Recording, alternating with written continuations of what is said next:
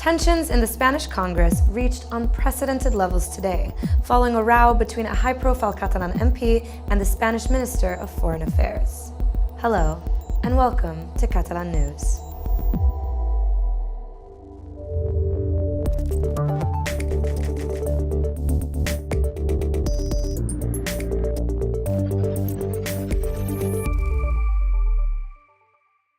That Parliament should not be a school ground may seem like an obvious statement, but recent tensions between political groups in Catalonia and Spain have sparked controversial scenes in chambers both in Barcelona and Madrid, and have prompted the speakers to urge calm and better manners.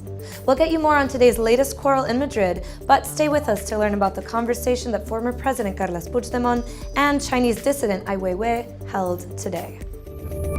Catalan pro-independence leaders carried out a coup d'etat. Spanish unionists behave like fascists. These two extreme arguments will not be included in the minutes of the recent Spanish Congress sessions, as the Speaker urged all MPs to moderate their language and avoid insulting each other. This as a row erupted in today's session. Just a few weeks ago, the main left-wing parties in Spain and Catalonia, the Socialists and Esquerra, seemed on track to improve a relationship long damaged over the independence push. The Catalans helped President Pedro Sánchez oust the Conservatives from power in spring, and some hoped they might even agree on a general budget for next year.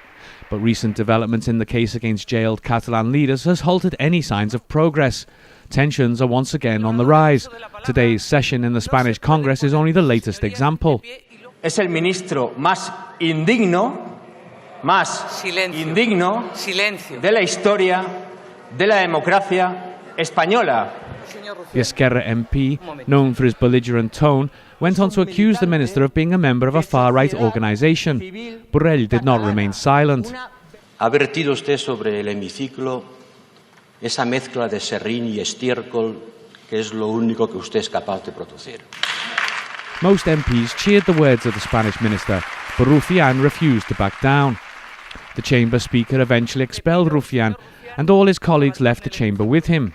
Borrell would later claim that one of the MPs spat on him while leaving, which was flatly rejected by the Catalan party.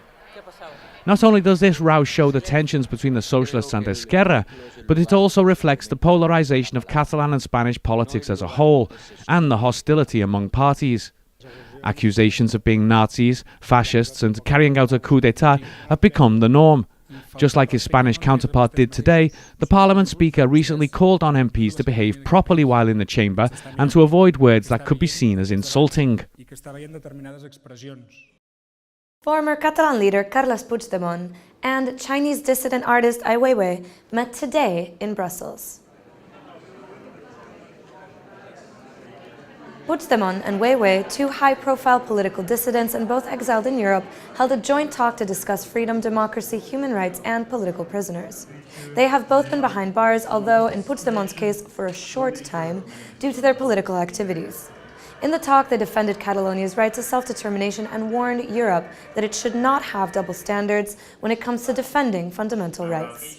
What does it feel like?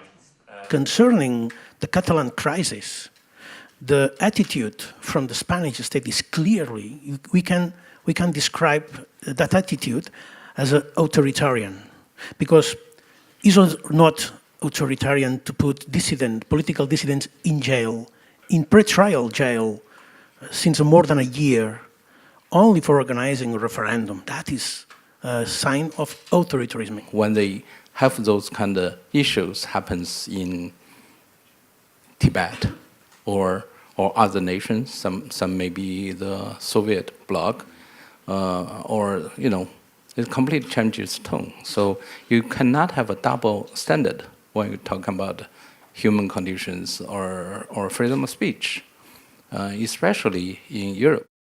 Moving on to business now. Catalonia is quickly becoming something of a major hub for startup companies. There are currently some 1,300 startups in Catalonia, providing work to almost 14,000 people. Most startups are related to technology for the Industry 4.0 sector, which accounts for 17% of Catalonia's emerging firms. This is followed by life sciences and mobile and software sectors. A quarter of those employed by Catalan startups are foreigners, so authorities celebrate the country attracting international talent. One of Barcelona's leading hospitals treating victims of sexual violence has seen a dramatic increase in the number of patients. The Hospital Clínic in the Catalan capital has attended to 351 victims of sexual violence since October. And in order to offer better treatment to victims, they've developed a specialized team of gynecologists, nurses, social workers, surgeons, and psychiatrists, making it Barcelona's leading center in the area. They also have a specific protocol to help victims, while coordinating with police and judicial services. But doctors warn of the alarming rise of attacks. En aquests moments tenim una agressió diària, una agressió sexual diària, que és un nombre molt important.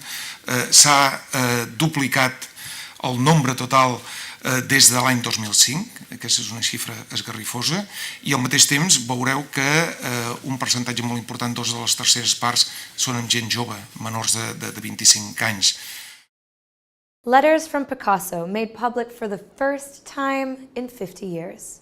This is what you can see in a new temporary exhibit at the Barcelona Museum dedicated to the artist. 2 new exhibits come to the Picasso Museum in the Catalan capital, showing the relationships between the painter and the city, books and people close to him. The first exhibit is called Sabartés by Picasso by Sabartés, and it reveals correspondence between Picasso and the Catalan artist Jaume Sabartés. A poet, writer and more, Sabartés lived between the 19th and 20th century. He was Picasso's secretary, but more importantly, his close friend. És la història d'una amistat, la història de molts projectes compartits, la història de totes les seves vides. When Sabartés died in 1968, Picasso decided to give the correspondence to Barcelona, but on one condition, that it not be made public until 50 years after his friend's death. Here you can see everything from letters to annotated photos and more. And did you know that Picasso loved books? And in fact, he even illustrated them and got some published. This also in Barcelona, a city where the painter lived for years. The second exhibit is called Pablo Picasso and the publishers Gustau Gili, Work and Friendship, and it highlights the painter in the Catalan capital through his interaction with the couple behind the known Barcelona publisher, with whom he bonded over their mutual love of books. Molt aviat aquesta relació de treball es consolidarà amb una veritable amistat entre les dues parelles. This collection showcases archives including photos, art and documents. The 2 exhibits are perfect for Picasso lovers, history buffs and bibliophiles. They open Friday and run till late February. And with this, we finish today's show. We leave you with some footage from the bottom of the sea, where archaeologists found ancient amphoras. Check them out, and we'll see you tomorrow.